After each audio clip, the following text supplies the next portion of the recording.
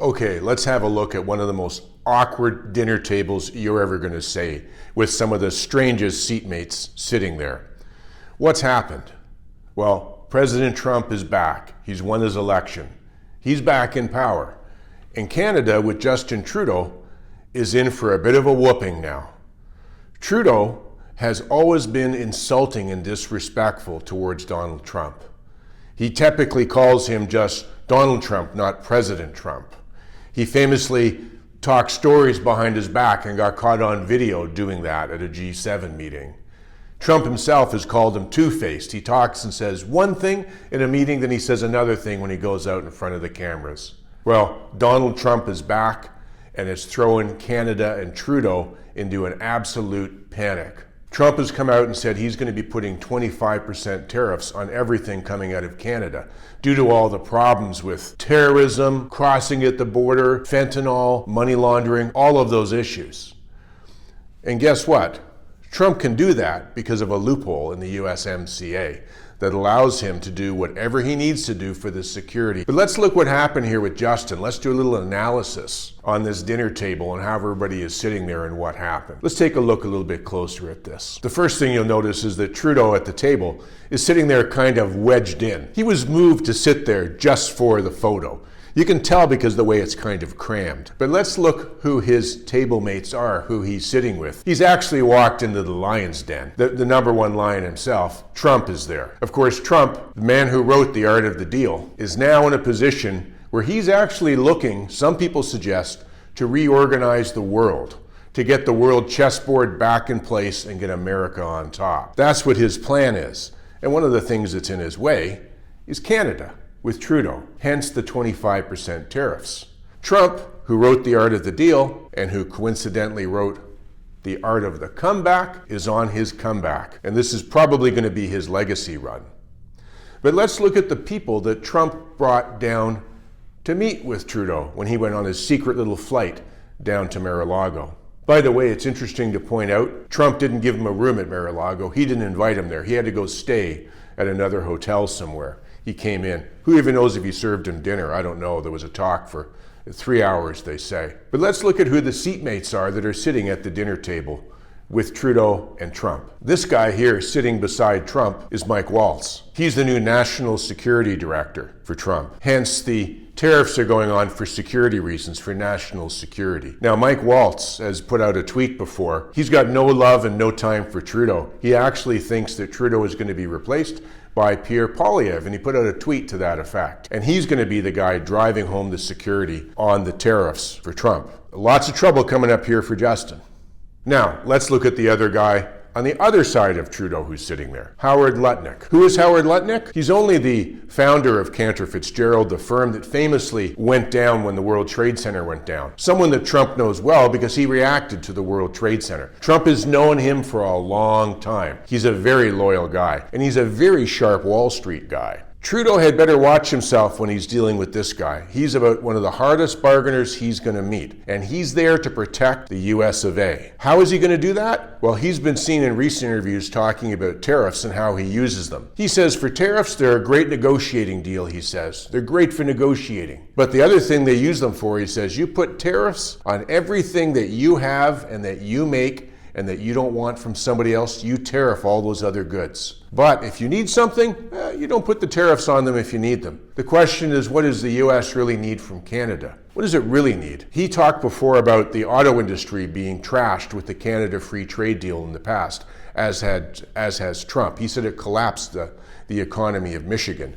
And a lot of that is up in Canada. And Lutnick talked about bringing it back to the US, taking it out of Mexico, taking it out of Canada, and getting it back in the US. What has he also talked about? Lithium for car batteries. Seems there's been a huge discovery of lithium down in the southern US. And Lutnick wants to develop that and get all of it there. He says, why do we need anybody else's minerals as long as we've got them here at home? We're going to use our own lithium. We're going to make batteries for our own cars here. We're not going to allow others to try and lead and take and feed that into the US. Well, what has Canada been doing a lot of? And Ontario for that matter. They've been putting a lot of big bets on the car batteries based on the fact they'll get them into the US. The US will be a big customer. That just hit a snag. You know, there's a real problem, I think, with Trudeau and even Premier Ford, who I had heard say it. They really think that the US really needs Canada, and they can't survive without Canada. The problem is really the other way around. Canada needs the US. We're not going to survive if Donald shuts the doors on us. And that's what we're looking at coming up. Let's take a little bit of look at the body language going on at this meeting as well too, though. Let's look at the table a little bit to see what's happening. Well, there's the Donald sitting there, proud, big smile on his face, sitting square, with his hands interlaced like this, sitting in front of himself on the table. That's typically a sign of dominance and someone who's very self-assured and knows what they're doing. In fact, some body language experts even say what the people they're secretly showing when they do that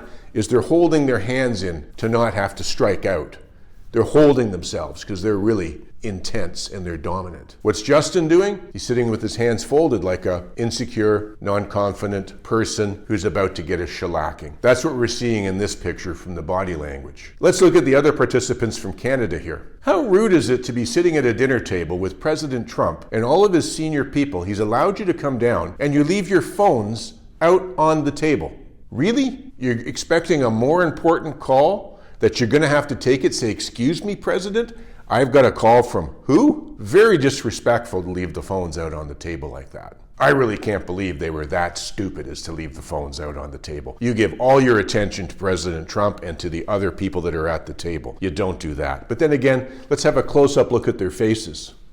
They look a little scared and a little intimidated and a little out of their league. And they are, because they're about to be told what the policies are going to be going forward. We're told that this meeting lasted about 3 hours with the talk. I very much doubt that Donald was there for the 3 hours. I think he has other things to do than to spend time talking to this group of people. But they would have covered issues on the Arctic borders. Well, guess what? Canada doesn't protect the Arctic very well. They talked about NATO. Guess what? Trump calls Canada a deadbeat and Trudeau a deadbeat for not meeting his NATO work. They talked about money laundering. Well, how much money laundering goes on between Canada and the US? A ton of it. A ton of it goes down, and the US knows it. They've been given a talking to and taken to the woodshed here and told how to run the government. You'll notice when this was all over, Trump didn't put out that he was very confident everything was going to go well.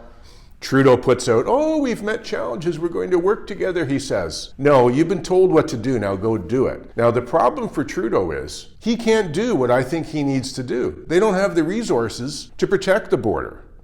So he's going to fail on this. I think you're going to see trouble coming. And there's trouble going to continue to come because just about everything Trudeau does, just about everything he does in his government, is in opposition to the way that the Trump government is going to run, especially all of his woke work, all of his work with DEI, all of his work with transgenderism and pronouns. You know, not too many people have followed it closely, but Elon Musk had a problem in his own family where he didn't know that one of his sons was transitioned. He didn't know. He had no idea. And when Elon talks about that son now, he talks about how this mind virus of the pronouns and the transgenderism, he says, murdered my son. I no longer have my son. My son is gone. And he has sworn to stamp out the mind virus. And he's already started doing it. Trump's going to stamp it out as well, too. But what politician in the world is more affiliated with that mind virus than Justin Trudeau?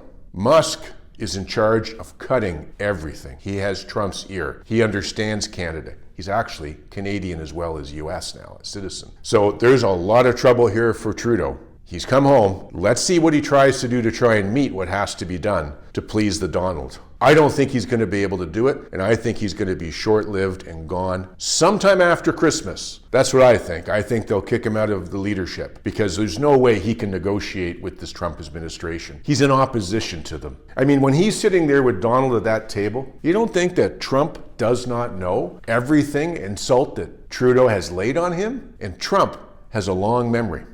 A very long memory. And it's about to hit home for Justin. Lots of people think it's funny that Trudeau showed up unannounced, more or less. He called, he asked, down at the dinner table. This one person in the back got a good photobomb in, and everybody else is kind of laughing at the table as well, because they know how embarrassing this is for Justin.